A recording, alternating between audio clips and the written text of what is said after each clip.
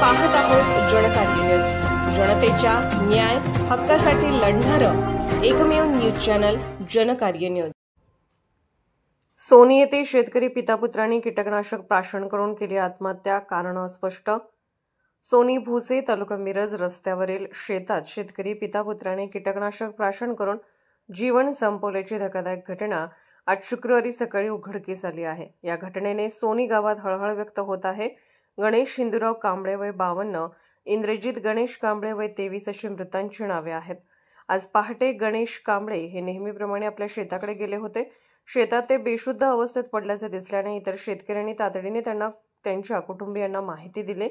गावातील रुग्णवाहिका घेऊन मुलगा इंद्रजित व नातेवाईक घटनास्थळी पोहोचले।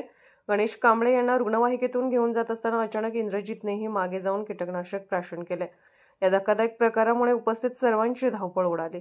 पितापुत्रांना तातडीने मिरज येथील शासकीय रुग्णालयात दाखल करण्यात आले, मात्र उपचारापूर्वीच दोघांचा मृत्यू झाला।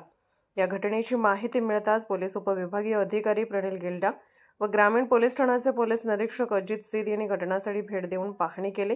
इंद्रजित कांबळे यांचा अवघ्या महिनाभरापूर्वी विवाह झाला होता, तेव्हा वडील व नवविवाहित मुलाने असा टोकाचा निर्णय का घेतला याचे नेमके कारण अस्पष्ट असून पितापुत्रांच्या या आत्महत्या प्रकरणाचा अधिक तपास मिरज ग्रामीण पोलीस करत आहेत। जनकार्य न्यूजला लाईक करा, शेअर करा आणि सबस्क्राईब करा।